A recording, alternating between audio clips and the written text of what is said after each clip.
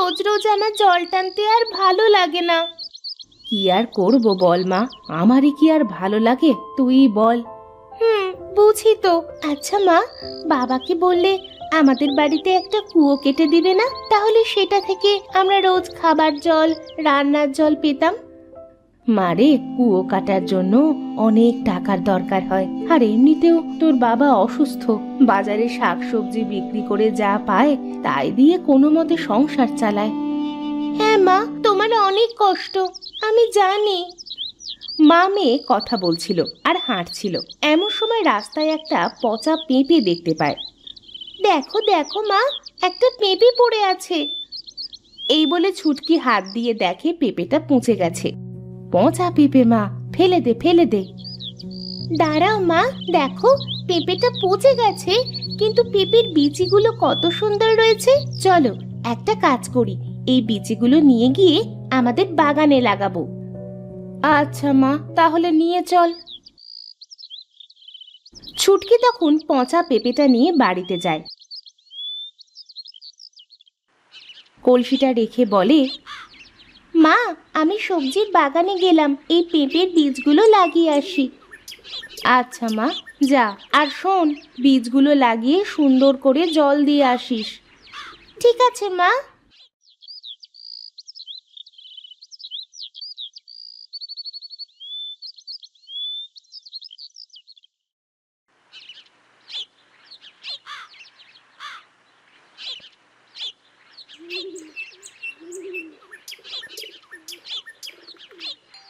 যাক, বীজ লাগানো শেষ হলো, এবার যাই, জল নিয়ে এসে বীজগুলোই দিয়ে দিই।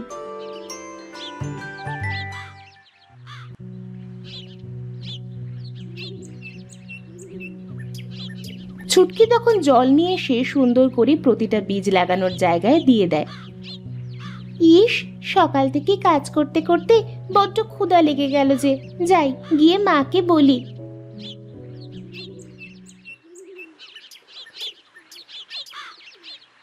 এই বলে ছুটকি কাঁচি আর কলসি নিয়ে বাড়িতে ফিরে আসে।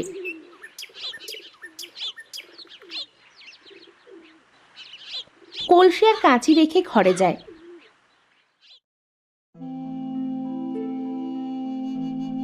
মা মা, আমার না খুব ক্ষুধা লেগেছে গো, আমাকে কিছু খাইতে দাও। মা ছুটকি, এসেছিস? আয় মা, আমার কাছে আয়। হ্যাঁ বাবা, বলো, কিছু কি লাগবে? না মা, শুনলাম পেঁপে গাছের বীজ নিয়ে এলি। হ্যাঁ বাবা, সেগুলো সুন্দর করে লাগিয়ে জল দিয়ে আসলাম। তা বেশ ভালো করেছিস, আমাদের সবজির বাগানে তো আর পেঁপে গাছ ছিল না। এমন সময় শ্যামলী সেখানে ভাত নিয়ে আসে। এই নাও, তোমরা একসাথে বসে খেয়ে নাও, আমার আবার সবজি নিয়ে বাজারে যাইতে হবে। মা, আজ আমিও তোমার সাথে সবজি বিক্রি করতে যাব। না মা, তুই বাড়িতে থাকিস, তোর বাবাকে দেখে রাখবি আর সবজির বাগানে গিয়ে জল দিবি। আচ্ছা মা। কই, উঠে এসো, ভাত খেয়ে যাও। এরপর তারা একসাথে খাবার খেতে বসে। কেন যে উপরওয়ালা আমার এত বড় অসুখ দিল, আর তোমাদের এত কষ্ট বা কেন করতে হচ্ছে? হায় বিধাতা, আমাদের একটু সাহায্য করো। বাবা, তুমি এত চিন্তা করো না, ওপরওয়ালা যা করে ভালোর জন্যই করে। হ্যাঁ গো, ছুটকি তো ঠিকই বলেছে, তুমি চিন্তা করো না, ওপরওয়ালা চাইলে তুমি আবার সুস্থ হয়ে উঠতে পারবে। আচ্ছা ছুটকি, শোন মা, খাওয়া শেষ হলে থালা বাটিগুলো গুছিয়ে রাখিস, আমি গেলাম।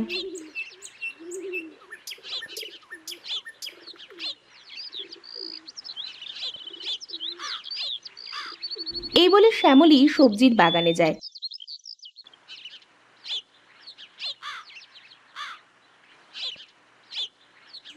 আর সেখান থেকে কিছু সবজি কেটে বাজারে বিক্রি করতে যায়।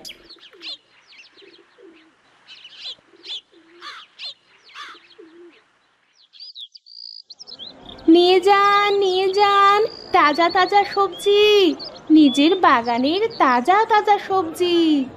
তা কত করে তোমার সবজি? আটে 20 টাকা, 20 টাকা। আমাকে 2 আঁটি দাও দেখি।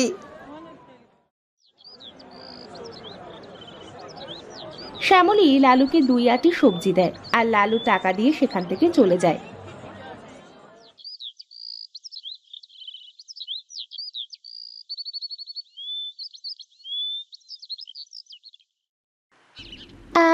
আমাদের বাগানে কত সুন্দর সবজি হয়েছে। এবার মাকে বলবো সবজি বিক্রি করে আমার জন্য নতুন জামা কিনে দিতে। যাই যাই, গাছগুলোতে জল দিই, রোদ পড়ছে। এই বলে ছুটকি সবজির বাগানে জল দিতে শুরু করে।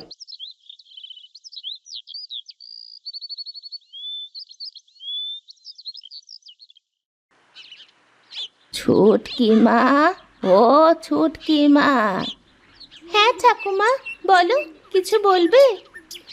আমাকে কিছু সবজি দিবি মা? বাড়িতে গিয়ে রান্না করে খেতাম। কাছে টাকা পয়সা কিছুই নাই যে সবজি কিনবো। ও, এই কথা। আচ্ছা, তুমি একটু দাঁড়াও, আমি এখনই সবজি কেটে দিচ্ছি। এই বলে ছুটকি সব গাছ থেকে একটা একটা করে সবজি তুলে বুড়িকে দেয়। এত সবজি দিচ্ছিস কেন রে? এই সব সবজি তুমি নিয়ে যাও। সবগুলো তাজা তাজা সবজি, বেশ কয়েকদিন রেখে খেতে পারবে। তোমার মঙ্গল হোক মা। এই বলে বুড়ি সেখান থেকে চলে যায়।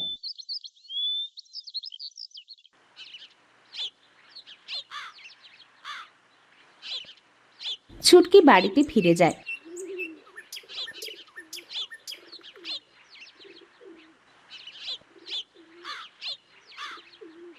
হঠাৎ রাতে ঝড় বৃষ্টি শুরু হয়। এই কি রে মা, হঠাৎ করে এত ঝড় বৃষ্টি শুরু হলো যে? হ্যাঁ মা, তাই তো দেখছি। সবজির বাগানে যদি কোনো ক্ষয়ক্ষতি হয় তাহলে তো আমরা বড় বিপদে পড়ে যাব না। চিন্তা করো না মা, ওপরওয়ালা আমাদের কপালে যা লিখে রেখেছেন তাই হবে। এটা কেউ আটকে রাখতে পারবে না।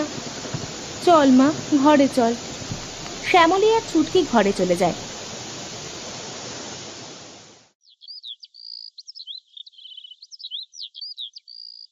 পরের দিন সকালে ছুটকি আর শ্যামলী সবজির বাগানে যায়। গিয়ে দেখে রাতের ঝড় বৃষ্টিতে সবকিছু ভেঙে চুরে রেখে গেছে। হায় হায় হায়, এ কত বড় সর্বনাশ হলো আমাদের! হায় হায়, বিধাতা, তুমি আর কত কষ্ট দিবে আমাদের? মা, ও মা, তুমি আর কাঁদিও না। চলো না, আমরা আবার নতুন করে সবজির বাগান শুরু করি। হ্যাঁ রে মা, কান্না করে আর কি করব? কষ্ট যদি থাকে কপালে, কে আর আটকাবে? ছুটকির হঠাৎ নজর যায় পেঁপের বীজ যেখানে লাগিয়েছিল সেখানে।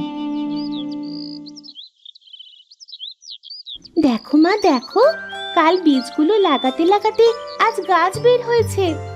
হ্যাঁ, তাই তো দেখছি, আর অনেক গাছ তো হয়েছে। মা, বলছি কি, এবার না হয় আমরা পেঁপের বাগান তৈরি করি। তুই বলছিস যখন, ঠিক আছে, তাই করি, চল।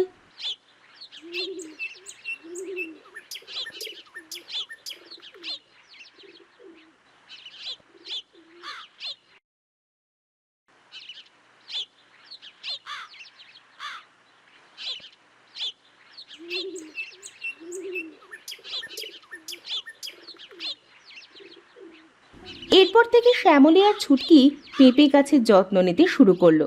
প্রতিদিন তারা মা মেয়ে মিলে পেঁপে গাছে জল দিত।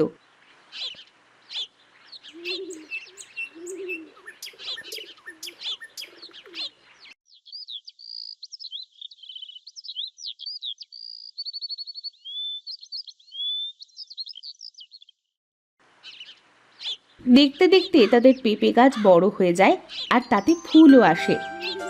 দেখেছো মা, দেখেছো, পেঁপে গাছে কত ফুল এসেছে।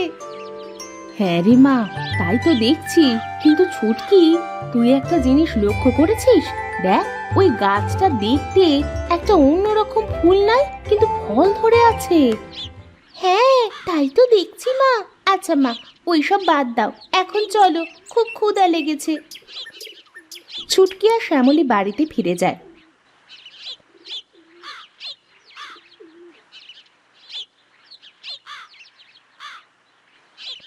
এসছো তোমরা? হ্যাঁ বাবা, এই তো আসলাম। জানো বাবা, কি হয়েছে? কি হয়েছে মা? বাবা, আমাদের পেঁপে গাছে ফুল এসেছে, কিন্তু একটা গাছ বাদে ওই গাছটায় পেঁপে ধরে আছে। ও, এই ব্যাপার। ও কিছু না মা, হয় এমন কিছু কিছু গাছে ফুল ছাড়া ফল আসে, এ নিয়ে চিন্তা করিস না। আচ্ছা, তাহলে তোমরা থাকো, আমি তোমাদের জন্য খাবার আনছি।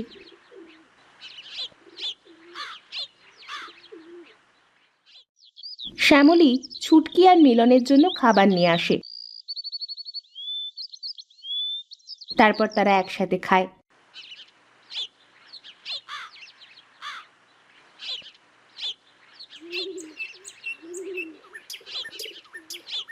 খাওয়া শেষ করে ছুটকি বাগানে যায়। এটা কেমন করে সম্ভব? ফুল ছাড়া ফল হয়? ছুটকি মা, ও ছুটকি মা। ও বুড়িমা, তুমি? তা আজও কি সবজি লাগবে? কিন্তু আমাদের সবজির ক্ষেত যে নষ্ট হয়ে গেছে ঝড় বৃষ্টিতে।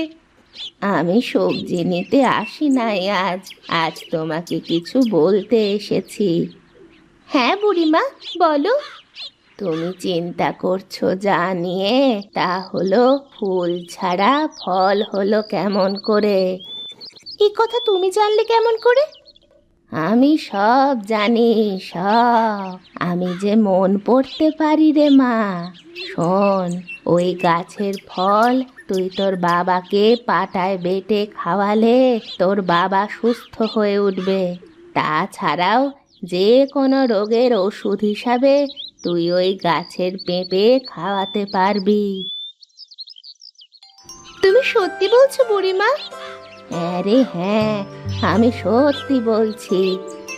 আর বাকিগুলো গাছের ফল বাজারে বিক্রি করে তোদের সংসার চালাবি। তুই অনেক ভালো মনের মানুষ, তাই আমি চাই তুই সব সময় সকলের সাহায্য করবি।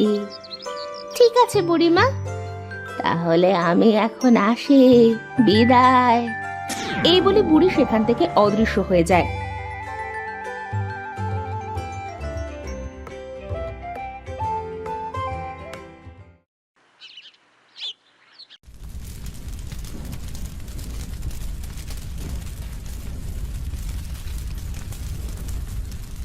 এ কি মা, তুই এত ছোট পেঁপে গাছ থেকে পেরে এ কি করছিস?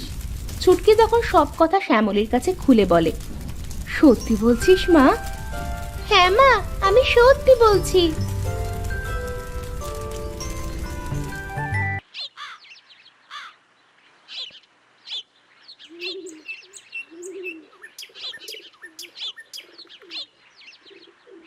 বউ, বউ দেখো, আমি সুস্থ হয়ে গেছি। আমার এখন আর কোনো খারাপ লাগছে না। হ্যাঁ, তাই তো দেখছি। এই সব হয়েছে আমাদের ছুটকির পেঁপে গাছের জন্য। হ্যাঁ মা, এখন থেকে আমি গ্রামের সকলকে সাহায্য করব। আর বাবা, তুমিও আমার কাজে সাহায্য করবে। হ্যাঁ মা, করবো মানে কি, করতেই হবে। উপরওয়ালা এত দিনে আমাদের মুখের দিকে তাকিয়েছে। এরপর থেকে গ্রামের কেউ যদি কোনো অসুস্থ হয়ে পড়ে, তাহলে তারা ডাক্তারের কাছে না গিয়ে ছুটকির কাছে যেত। ছুটকি তার পেঁপে গাছ থেকে পেঁপে পেড়ে তার ওষুধ তৈরি করে দিতে শুরু করে। ছুটকির ওষুধ খেয়ে সকলে সুস্থ হতে থাকে। আর বাকিগুলো গাছ থেকে পেঁপে পেড়ে মিলন বাজারে বিক্রি করত। বিক্রি করে যা টাকা পেত তাই দিয়ে সংসার চালাতে শুরু করে।